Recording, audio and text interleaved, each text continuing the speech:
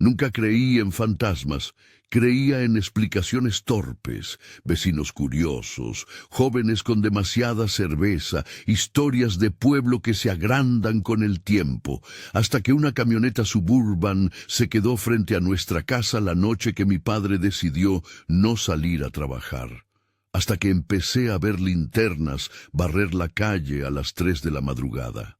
Hasta que encontré una cámara pequeña, oculta entre los arbustos del jardín, apuntando hacia la ventana de mi cuarto. Hoy tengo 22 años y esa casa, la casa al borde del Angel National Forest, donde crecí, dejó de ser un lugar donde dormir tranquilo.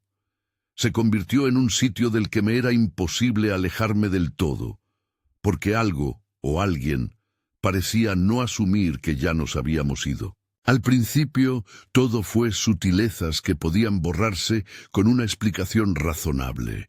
Vivíamos en una casa que rozaba el bosque, un costado se perdía en pinos, el viento traía olor a resina y en otoño la niebla parecía colgar de las copas como si la casa fuera una lámpara encendida en medio de un cuarto helado.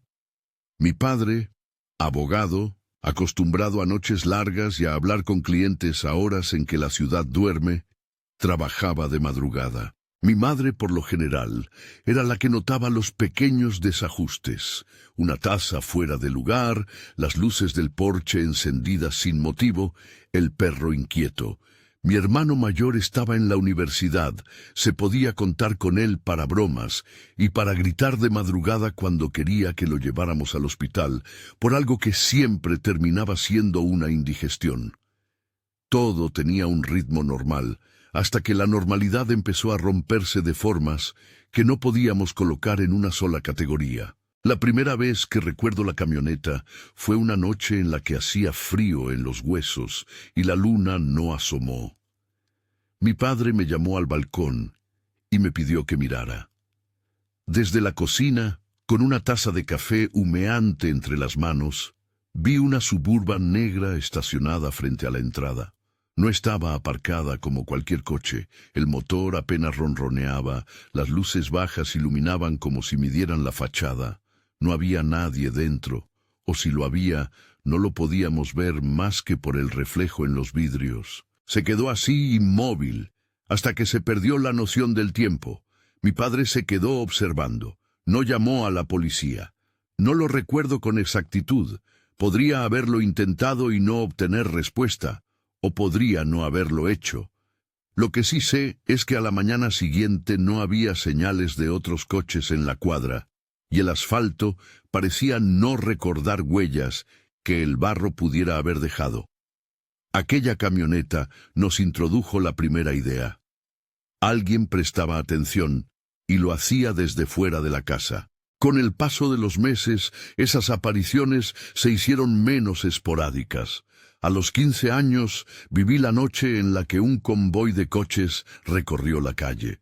Yo estaba en la sala tratando de terminar una tarea cuando escuché los motores. Primero uno, después otro y finalmente una fila de luces que parecían barrer como si alguien buscara algo entre las casas.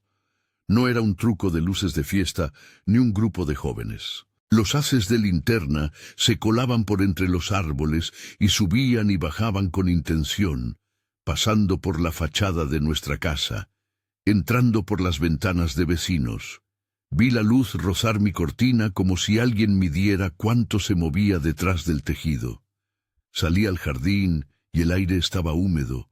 Había olor a hojas mojadas y a humo lejano, una fogata quizás, o el cigarrillo de alguien que esperaba. La fila de coches siguió vivo. Avanzó y se detuvo un par de veces justo enfrente de la casa. Quienquiera que fuera, nos estudiaba, y lo hacía con una calma deliberada. Esa noche fue la que nos llevó a poner cámaras. No fue una decisión heroica ni dramática, fue una respuesta práctica, la misma que cualquiera tomaría. Si hay alguien observando, pongamos ojos que respondan. Compramos cámaras de batería que podíamos montar sin obras, las colocamos en el porche, alrededor del garaje, apuntando a los arbustos. Funcionaban a golpe de notificación. Cuando algo se movía, nos llegaba un aviso. Cuando el movimiento cesaba, los archivos quedaban registrados en la nube, salvo por una cosa inquietante.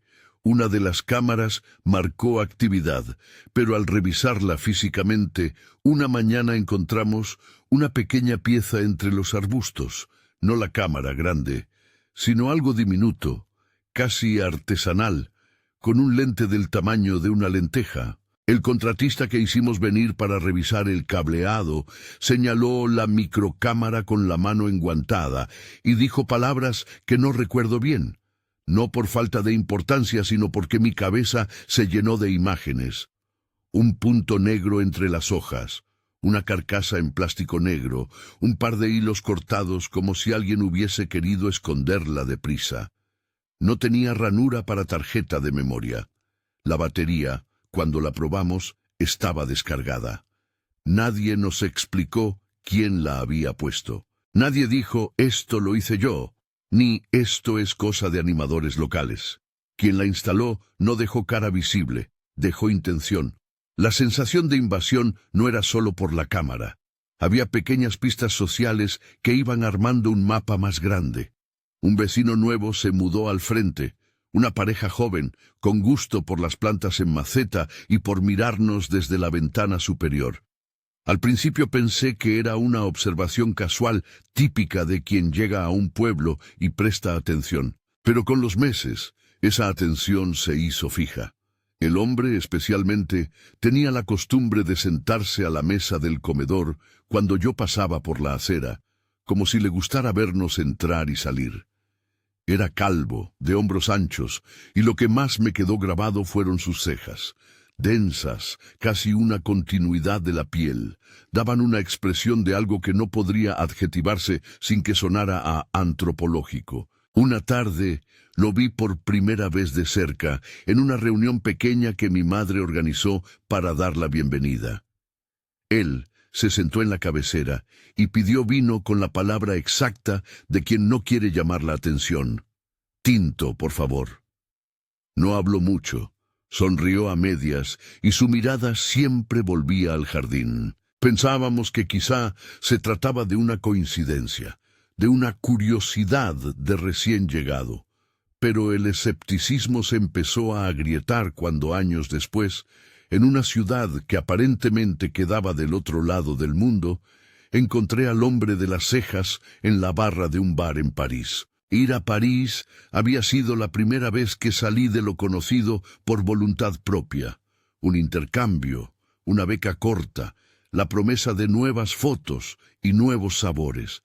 No llevaba en la lista de preocupaciones el pensar que alguien de la cuadra podría aparecer entre las mesas de un bistró parisino, menos aún sentado con la misma postura, con las mismas cejas que parecían definir no solo su expresión, sino su intención. Lo vi en un día de lluvia fina. El bar tenía luz tenue, música que lloraba en un teclado y gente que hablaba tan cerca que parecía que querían que los secretos volaran. Lo reconocí por una razón que no es lógica. Lo reconozco por cómo fija la mirada en un punto y luego lo deja, por la manera en que apoya la mano en la barra. Por un instante todo se congeló. La música, el aroma del café, la lluvia golpeando la ventana. Él me miró. No sé si fue el mismo gesto de sorpresa que yo tuve o una simple coincidencia de movimientos. Crucé la calle y él ya no estaba en el bar. Lo vi salir, calle arriba, como si su camino y el mío fueran dos líneas que, de repente, se doblaban sobre sí mismas para tocarse. Me llené de una necesidad extraña de seguirlo, de comprobar que no había imaginado la escena. Pero París no es un pueblo, y la calle se volvió un río de gente. Perdí la estela. No supe si fue él simplemente de paso o alguien huyendo de lo evidente.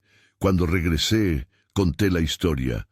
No con teatralidad, dije, vi a un hombre que me resultó conocido y esperé el gesto de mi familia. Mi madre frunció el ceño. Mi padre se tensó en la silla, como si haya escuchado algo en un juicio que ya había gestionado antes. Mi hermano rió al principio, con esa risa que intenta convertir la inquietud en broma. Pero mi padre, después, me dijo una frase que se quedó pegada. No creas en coincidencias tan rápido. No dijo más, y no necesitó decirlo. Cuando alguien que ha pasado años leyendo motivos en documentos te dice que no creas en coincidencias, la frase pesa. Eso no cerró nada. No es que topé con una conspiración internacional, ni tengo pruebas de que aquel hombre planeara algo. Lo que sí sucedió fue que mi percepción cambió. Ya no podía reducir las piezas al azar. Si la misma persona que me miraba en la calle podía aparecer en París, la idea de que alguien nos observaba dejó de ser una teoría doméstica para convertirse en la posibilidad de una vigilancia cruzada, de una presencia que cruzaba geografías. Cuando miro atrás, veo una escalada casi matemática. Primero la Suburban inmóvil, luego el convoy de coches con linternas, después la microcámara entre los arbustos, luego ojos desde un piso superior, y finalmente el mismo rostro en un barrio lejano. Todo dentro de una progresión que hacía menos posible sostener la versión de casualidad. La sombra de la duda, al principio tenue, se volvió una constante.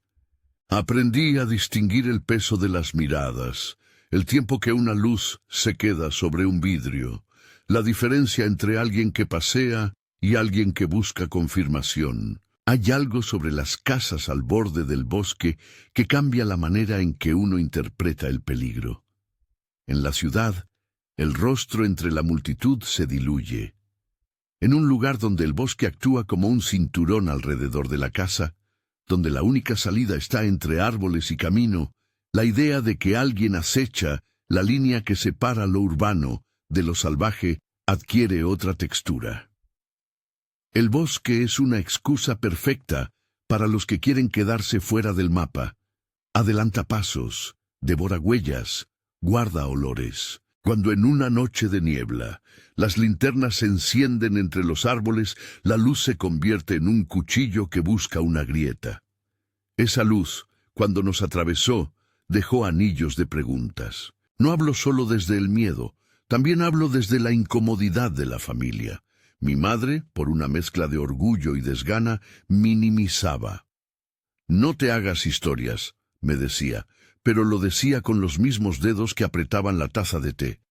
Mi padre tenía una forma de hablar que bordeaba la explicación legal. Si algo trascendía lo doméstico, él lo analizaba en términos de evidencia, probabilidades y riesgo. Eso nos ayudó a poner cámaras. También nos dejó sin respuestas cuando lo tangible, un archivo borrado, una cámara rota, se transformaba en algo que no podía presentarse en un tribunal. Recuerdo el día que revisamos la microcámara con la respiración contenida. La había encontrado el jardinero por la mañana cuando estaba podando el boj. Me la trajo en la palma de la mano y me dijo, dudando, «Esto no es normal». La sostuve y la miré por debajo de la luz. No era más grande que una pastilla de jabón. Tenía marcas de tierra en la carcasa y una diminuta lente que apuntaba como un ojo cerrado. Levanté la mano y la acerqué a la oreja. No había sonido. Lo que me obsesionó fue la intención detrás del objeto. No era lo suficiente grande para ser una cámara de vigilancia amateur. Tampoco parecía fabricada por un equipo profesional.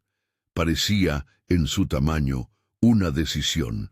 Quien la puso quería observar de cerca, sin ser visto. El contratista que vino para revisar las otras instalaciones notó que había huellas en la tierra, huellas de botas que se metían y salían del seto.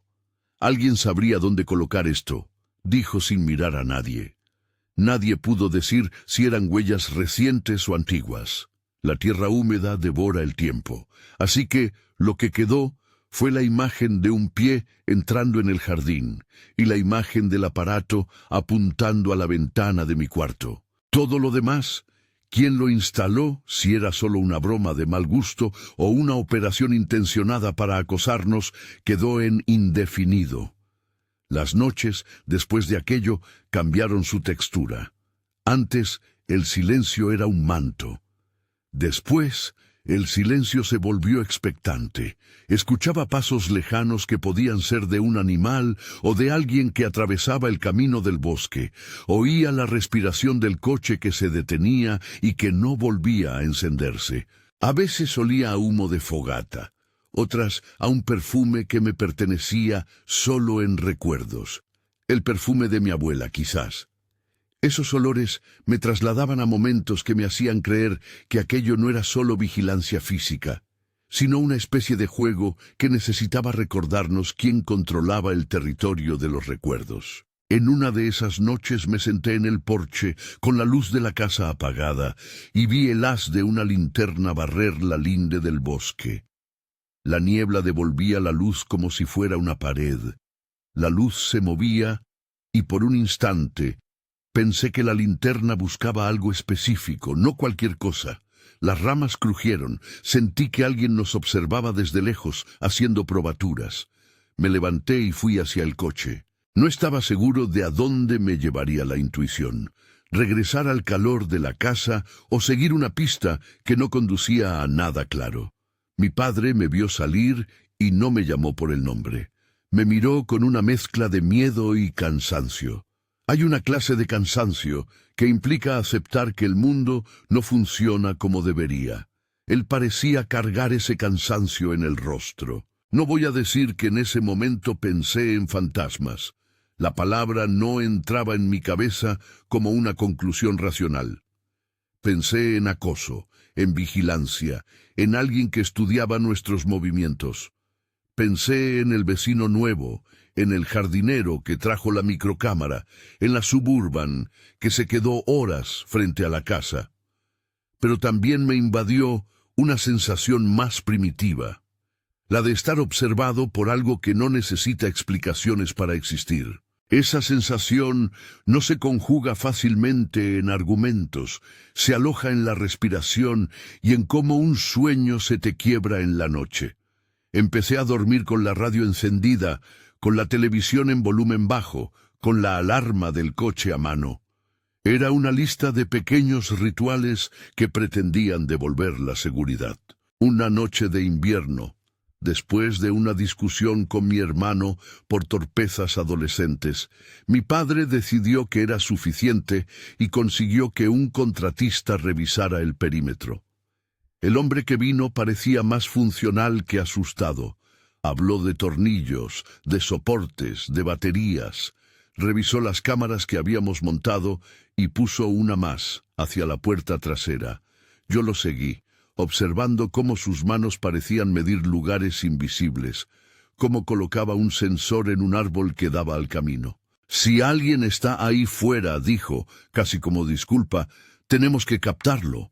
Cualquier frase que invita a captarlo lleva implícita la vergüenza de no haberlo hecho antes.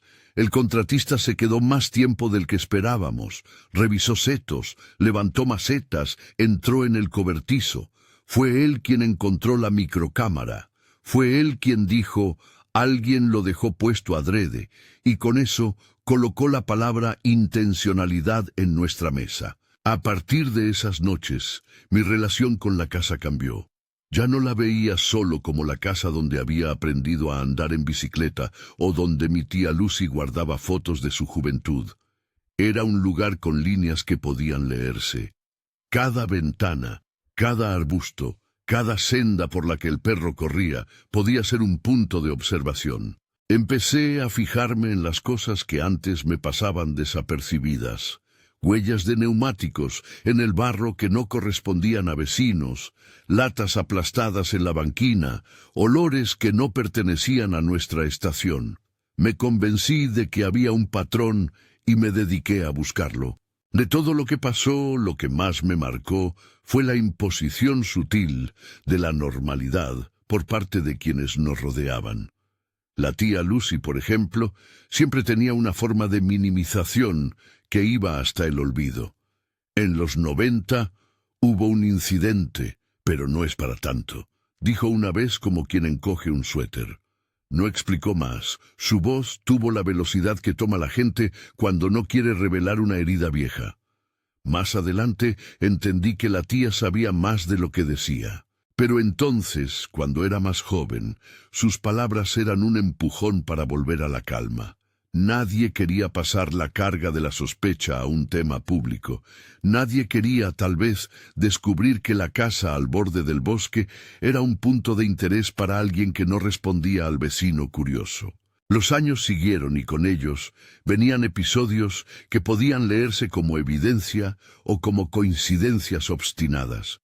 Uno de esos episodios fue cuando, durante una cena, vi al hombre calvo en la televisión en las noticias locales, no como un protagonista, sino como un fondo. Su perfil se asomó en una imagen de archivo y mi estómago se cerró. Le pregunté a mi madre y ella cambió de tema.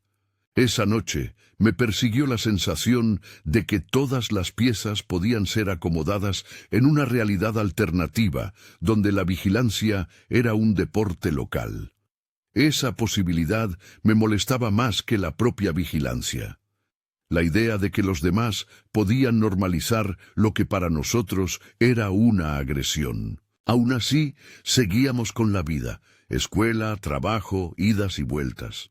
Hice un intento torpe de racionalizar durante mucho tiempo. Me decía, es un vecino curioso, alguien instala cámaras por moda, alguna broma pesada. Pero la evidencia acumulada hacía pesado el aire.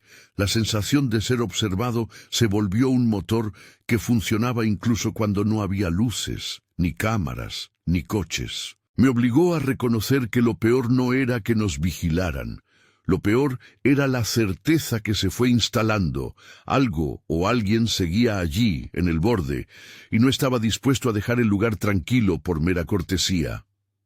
Si te interesa ver hasta dónde llegó esto, quédate y comparte al final tu teoría. Después del reconocimiento en París, todo tomó otro ritmo. No puedo decir que todo se aceleró, porque la vida tiene la costumbre de continuar con sus horarios, con trabajos y clases, y con días que requieren atención mínima. Pero por dentro todo se volvió un registro. Cada sonido, cada olor, cada figura volvió a ser una posibilidad de conexión con aquello que no sabíamos nombrar. Empecé a anotar detalles en un cuaderno viejo. La hora a la que la Suburban apareció la primera vez, la fecha aproximada, aunque sin certeza, en la que el convoy pasó por la cuadra, la descripción de la microcámara, la forma en que el hombre calvo movía la mandíbula cuando sonreía. El cuaderno era una manera de no perder la línea entre memoria y paranoia. Una tarde de invierno volviendo de la universidad, me topé con un vecino que no había visto antes, un hombre alto, calvo, con el porte de quien ha vivido a orillas de la ciudad mucho tiempo.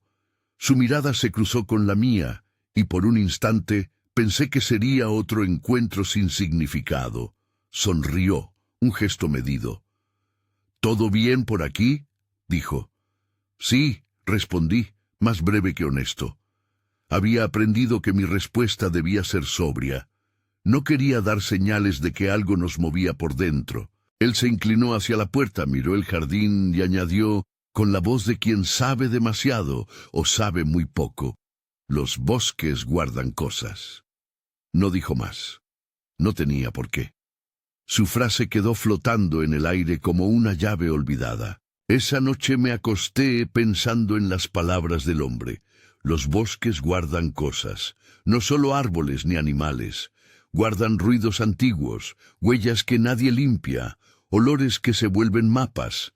Es un pensamiento primitivo, al borde de la superstición, pero también es una verdad que la ciencia no desmiente. Los ecos persisten. Mi dificultad para poner nombre a aquello que nos observaba empezó a enredarse con la idea de que quizá la casa no era el problema. El problema era lo que el bosque permitía, la cercanía con lo indeterminado. Si al principio mi escepticismo era una defensa contra historias exageradas, con el paso del tiempo se fue volviendo una estrategia de supervivencia. Guardé pruebas, más por mi necesidad de orden que por creer que servirían en algo. Fotos borrosas de luces en la linde del bosque, capturas de notificaciones de las cámaras con longitudes de archivo que no siempre tenían contenido.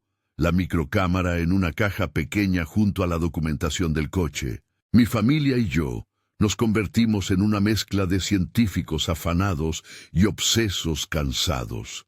Llegué a imaginar que, si pudiera poner todas las piezas en una sola mesa, tal vez el panorama sería menos amenazante. Pero la mesa no da respuestas por sí sola. Necesita explicaciones. Hubo ocasiones en las que intenté hablar con alguien fuera del círculo familiar. Un profesor en la universidad escuchó, con la paciencia de quien sabe escuchar historias de la infancia. «Hay muchas formas de interpretar», dijo. Un amigo intentó bromear para aliviar la tensión. Una vecina nos miró con una mezcla de compasión y fastidio. La reacción más común fue la que se interpreta desde la distancia: aceptar la anécdota con un encogimiento de hombros. Eso te deja solo con la urgencia de no normalizar lo anormal. Te obliga a no quedarte tranquilo mientras alguien, sin que lo sepas, puede estar poniendo su atención en tu vida doméstica. La curiosidad me empujó a hablar con el contratista otra vez. Quería entender si la microcámara podía haber sido colocada por un equipo improvisado o si se trataba de algo más profesional. El hombre me miró y dijo: «Se puede hacer con pocos recursos y mucha intención». No dijo más. Intenté que me explicara la técnica, la posibilidad de que alguien la hubiera dejado por accidente, la opción de que fuera un experimento de adolescentes. Sus respuestas fueron a medias, medidas. Al final dijo algo que me heló: «La intención es lo que asusta. Hay gente que monta un ojo y no necesita mirar todo el tiempo. Con saber que está allí, cambia el juego». No supe si su frase quiso consolarme o advertirme. Entre todos esos momentos todavía hubo intersecciones de vida normal que me sorprendieron por su ternura. Una tarde de verano en que mi madre me leyó cartas antiguas de la tía Lucy y nos reímos de cosas que no importan aquí. Otra en la que mi hermano y yo cocinamos sin quemar nada. Esas horas me daban el combustible para seguir, porque vivir con la sospecha constante no es heroico. Es simplemente una forma de administrar el miedo para poder seguir con tus clases, con tu trabajo, con las risas. Pero la risa tenía una fisura. El recuerdo de la linterna que barría el jardín, de la cámara diminuta, del hombre calvo en un bar en París. Esos fragmentos no encajaban con el día a día. El patrón que se iba armando era inquietante por su persistencia. No podía decir con frialdad que lo que nos acechaba era humano o no. Podía enumerar las posibilidades: acosadores, curiosos compensados por la oscuridad, operativos de vigilancia que no buscan más que comprobar, o si uno se permite la hipótesis más desconcertante, algo que no busca explicación humana. Pero la prudencia me obliga a mantener esas alternativas abiertas, ninguna descartada, ninguna afirmada. Una tarde, mientras revisaba las grabaciones de las cámaras, encontré un archivo que no tenía imagen clara, solo interferencia y ruido. Dentro del ruido, sin embargo, había un sonido que me ergió. Un silbido largo, sostenido, como si alguien marcara un código en la oscuridad. No puedo asegurar que fuera un silbido con intención. No puedo jurar que no fuera el viento golpeando un cable. Pero el silbido era preciso, y en los silencios que siguieron mi piel se erizó. Guardé el archivo. Lo reproduje varias veces durante semanas. Cada reproducción era una forma de intentar reducir la incertidumbre a algo tangible. He evitado decir «es un fantasma» porque no puedo sostener esa declaración con seriedad. Tampoco puedo decir que era solo un vecino curioso. Lo que puedo afirmar con peso es que la casa al borde del bosque dejó de ser un refugio seguro. Se volvió un observatorio. Alguien o algo miraba, y la angustia mayor no se deriva de la certeza de quién, sino de la certeza de la repetición. Estos hechos no fueron aislados.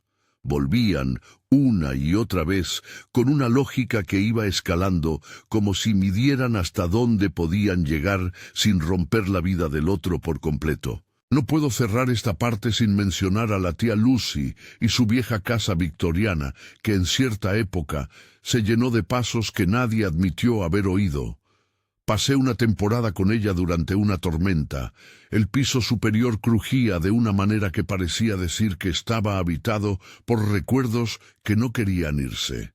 En su casa había un silencio que no es silencio. Era el silencio de quien sabe algo y decide que no vale la pena contarlo. Dijo, en una tarde en que la lluvia golpeaba el cristal, que en los 90 ocurrió un incidente, luego cambió de tema. Más tarde supe que alguien había muerto en esa casa, pero los detalles fueron difusos. La tía habló con ligereza y con cansancio. Esa manera de tocar un tema y dejarlo sin cerrar fue otra pieza en mi colección de incógnitas. Ya no sé si lo que nos vigilaba tenía un objetivo. No sé si la Suburban pertenecía a alguien que simplemente se quedó dormido o a alguien cuyo pasatiempo es mirar. No sé si la microcámara fue un experimento de algún observador o la primera pista de algo más organizado. Lo único que sé con seguridad es que después de años, la idea de que algo sigue allí no es una frase hecha, es una constatación. La casa junto al bosque ya no es el lugar donde uno cree que puede cerrar la puerta y estar a salvo. Es una frontera que exige preguntas y que no siempre da respuestas. Si has llegado hasta aquí, sabrás que esto es solo una parte del mapa.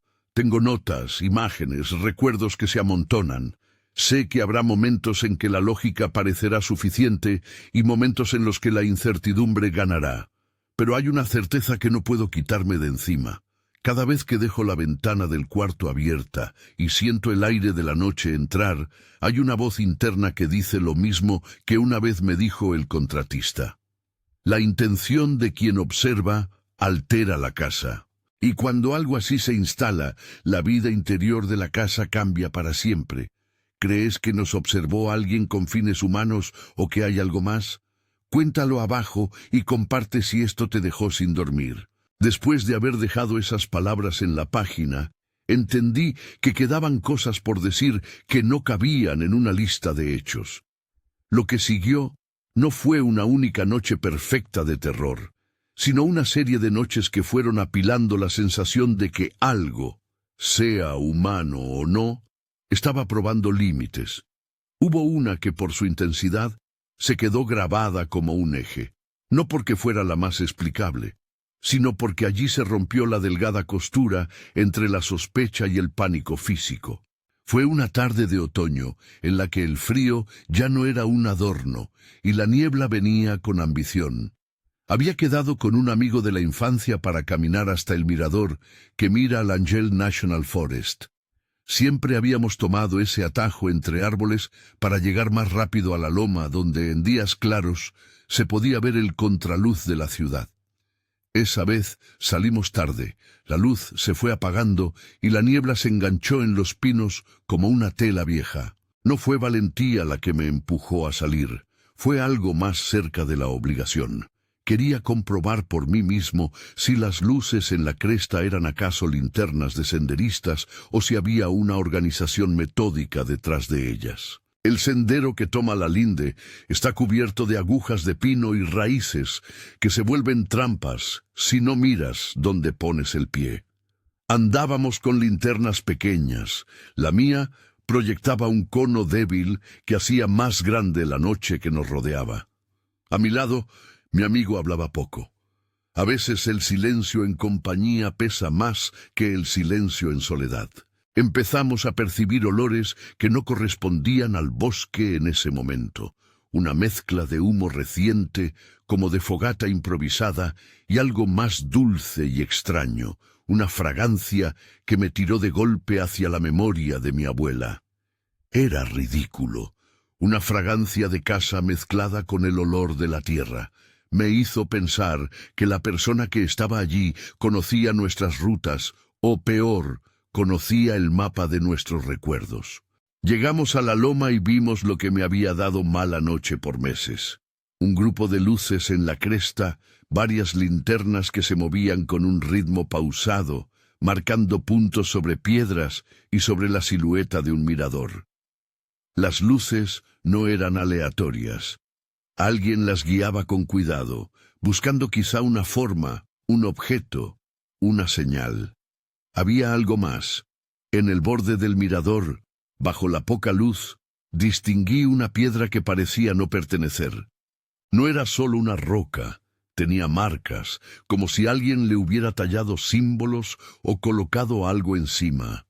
No puedo decir ahora si eran tallas o simplemente el juego de sombras, pero en ese momento la piedra me pareció un aviso. Un silbido nos penetró desde la oscuridad. No era un silbido casual, era largo, sostenido, con pausas medidas, casi como si alguien estuviera ensayando una comunicación. Se mezcló con el crujido de ramas y con algo que sonaba a pasos apartándose y volviendo. Mi linterna barría y la niebla devolvía la luz como una pared húmeda. La figura de un árbol parecía convertirse por segundos en la silueta de una persona. Sentí, con una claridad que me dejó sin aire, que no éramos los únicos que nos habíamos acercado al lugar esa noche. Había alguien más allí y parecía esperar. La sensación de espera es una violencia en sí misma. Convierte el espacio en una pregunta que te atraviesa. Decidí bajar hacia el sendero para no quedarme expuesto en la cresta. No fue una decisión valiente, fue el acto mecánico de quien entiende que quedarse puede ser peor que huir. Empecé a caminar con rapidez, pero entonces escuché algo a mi derecha, pasos que hablaban de proximidad, no de distancia. Al principio pensé en un animal, los pinos guardan fauna, pero estos pasos eran deliberados, con el ritmo de alguien que marca la cadencia de otra persona. Se acercaban por detrás, siguiendo el mismo camino que nosotros habíamos tomado y moviéndose con una precisión que implicaba conocimiento del terreno. Mi amigo no reaccionó a tiempo. Yo sentí un soplo frío en la nuca, como si alguien hubiese pasado muy cerca. Grité su nombre, y en ese instante el sonido que nos siguió cambió. De pasos se volvió un susurro a través de las hojas, seguido por ese silbido que ahora parecía burlón. No pude ver nada con claridad. La niebla y la linterna, con su luz insuficiente, transformaban las cosas en gestos. Alcancé a divisar una figura fugaz, más bien una sombra que tomó forma humana, que se desvanece y reaparece detrás de un tronco.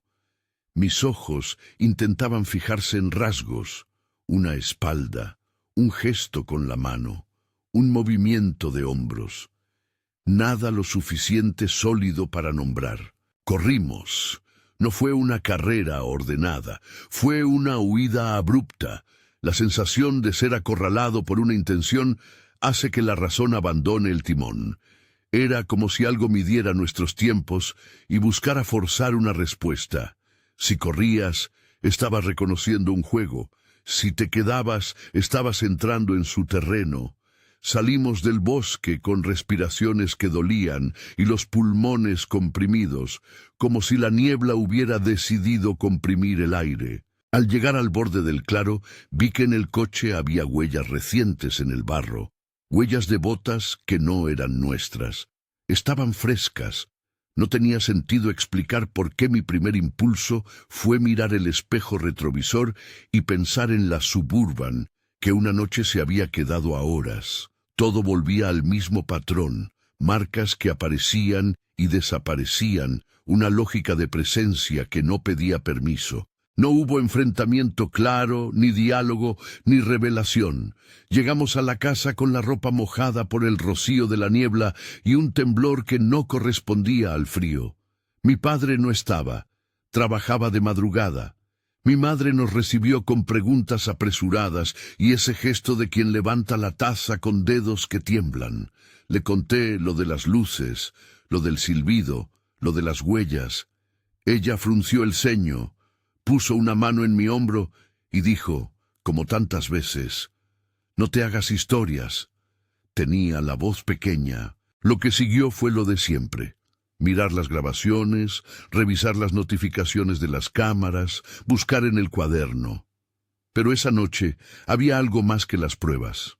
Había una sensación física de que la casa no cerraba sus puertas por fuera solamente. Algo estaba ensayando la forma de entrar en nuestras noches. Al día siguiente, revisando las grabaciones, encontramos solo ruido, interferencia y un pedazo de audio con los mismos silbidos. No había imagen porque la niebla lo había barrido todo o porque la cámara no podía captar aquello que a nosotros se nos había hecho tan presente. La imposibilidad de ver fue una tortura. Teníamos la confirmación sonora y la ausencia visual. ¿Alguien podría diseñar una estratagema así, que juegue con los sentidos y deje solo fragmentos para que la paranoia haga el resto? No lo sé. Solo sé que sostener el silbido en mis manos, reproducirlo una y otra vez y no saber a qué atenerse, me volvió más propenso a creer en formas menos racionales de vigilancia. Después de esa noche hubo una serie de episodios que la familia manejó de distintas maneras. Mi padre, con su costado analítico, intentó trazar patrones. Horarios, trayectos del vehículo, coincidencias con eventos en pueblos cercanos. Mi madre evitó el tema o lo suavizó con actividades domésticas. Mi hermano se enfurecía y luego se retraía en silencios largos que no se parecían a la jovialidad de antes. La tía Lucy, que siempre tuvo esa mezcla de sabor a tabaco y nostalgia, nos ofreció la versión familiar. Hubo algo en los 90, dijo sin entrar en detalles, y ahí la conversación se cerró como una puerta que no se quiere forzar. Una tarde, empujado por la presión de no quedarme simplemente con la sensación, fui a hablar con la tía en serio. Me quedé en su casa victoriana una noche más larga de lo habitual. El piso superior crujía con una memoria que parecía estar viva. Las tablas susurraban nombres que nadie quería pronunciar. Le planteé lo de las luces, lo de París, lo del silbido. Ella me miró durante un tiempo, y de pronto su rostro cambió. La piel se tensó y las manos buscaron un pañuelo en un cajón antiguo. «No exageres», dijo al principio, y luego dijo algo distinto. «En los 90 murió alguien en esta casa». No añadió más por un minuto, como si limpiar la habitación de esa frase fuera tarea de días. «Murió una persona sola», continuó. Y la gente decidió que era mejor callar. No me dio nombres ni fechas, yo no se los pedí. La tía tenía esa costumbre de minimizar con una mezcla de cansancio y protección. Lo que me dijo fue suficiente. Algo había pasado en la casa de ella y la familia había decidido proteger la normalidad con la omisión. No puedo afirmar que el incidente de los 90 esté conectado con lo que vivimos, aunque las piezas se encajan en formas que encogen la garganta. La misma región, la casa victoriana con sus pisos que crujen, la tendencia a no explicar, la presencia de alguien o algo en la línea que divide la propiedad del bosque. La relación puede no existir, puede ser una asociación que solo mi mente asusta, pero en la falta de nombres y en la decisión de guardar silencio, encontré más que un consuelo. Encontré una explicación para la indiferencia social. Si la comunidad ha normalizado la presencia de extrañezas alrededor del bosque, entonces el silencio es una capa más que protege lo que quiere permanecer. Hubo un día, meses después del episodio en la loma, en el que decidí confrontar el patrón con una salida distinta. Puse en mi mochila una vieja grabadora, una linterna potente y el chaleco con los bolsillos llenos de pequeñas cosas. Salí solo hacia el mirador con la idea de atravesar la experiencia con la suficiente luz para reducir la niebla a un efecto atmosférico. Las expectativas razonadas no son cascos impenetrables. Llevan fisuras. Caminé por el sendero y, a mitad de camino, sentí la presencia. No estaba solo. Esta vez, la sensación llegó en forma de voz que se parecía a alguien silbando una melodía que no reconocí. No era un silbido largo como antes, era una secuencia corta, 3 notas que subían y bajaban como si señalaran un ritmo conocido. Puse manos a la linterna, miré a la cresta y vi una sombra. No había rasgos, solo la afirmación de que algo miraba y que ahora sabía que yo también lo sabía. Le grité una pregunta absurda: ¿quién anda ahí? No hubo respuesta, solo el susurro del viento. Y entonces, detrás de una roca, noté una pequeña estructura improvisada como un altar diminuto, piedras apiladas, ceniza reciente, una tela que se movía con la brisa. No recuerdo haber sentido miedo tanto como el peso de una imposición. Alguien estaba marcando el sitio. Quería pensar en excursionistas, en jóvenes que construyen mini remedios de paso, en rituales sin malicia. Pero la noche estaba demasiado cargada de repetición. La Suburban, la microcámara, el hombre de las cejas, las linternas en la cresta, y junto a eso, el altar con su tela que olía a humo y a un perfume que traía la infancia. Me aparté sin tocar nada. Tenía la grabadora en la mano y pensé que repetiré una vez más que nada de esto es prueba fehaciente. Si alguien me escuchó, lo que obtuve fue fragmentos y sensaciones. Volví a casa con la grabadora y la tela en la mente. Cuando reproduje la grabación escuché la respiración del bosque, hojas que golpeaban, un ruido de tela y entre todo ello un tono que podía ser un silbido o el rasgueo del viento entre una cuerda de tienda. Guardé el archivo como si fuera un tesoro equivocado. La familia no quiso ir más lejos en la conversación pública. La tía Lucy dijo pocas veces algo que no fuera una excusa. Hay cosas que el pueblo prefiere no remover. Mi padre siguió actuando con la calma de quien señala probabilidades. Mi madre se sometió a una forma de resignación.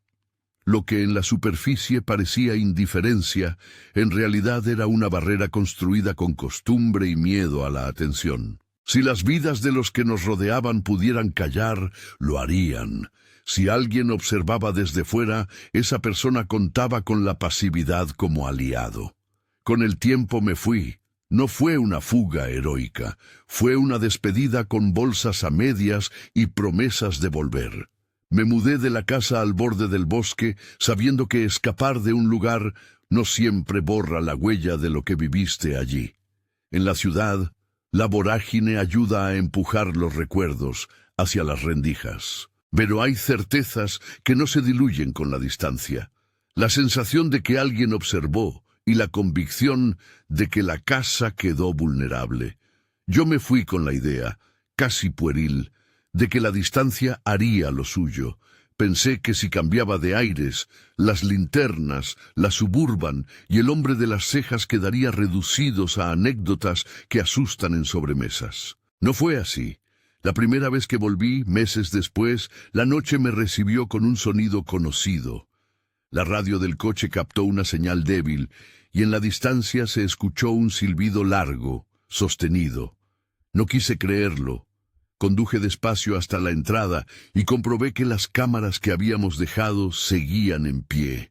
Alguna notificación antigua apareció en el móvil guardado en la guantera. No había nada nuevo en la pantalla.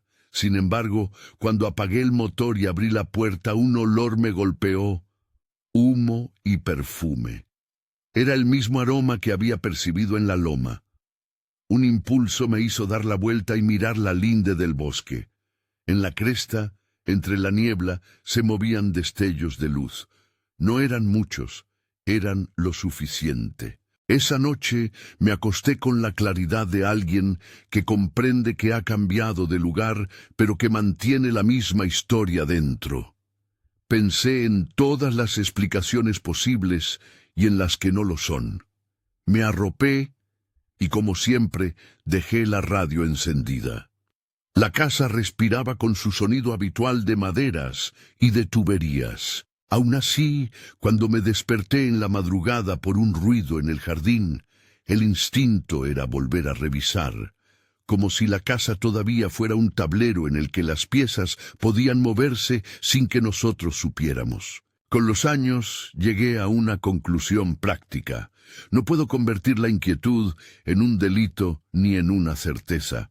Lo que sí puedo hacer es conservar el archivo de lo que pasó, ordenar las notas, nombrar las sensaciones, darlas a la luz para que no se vuelvan historias que la gente quiera minimizar.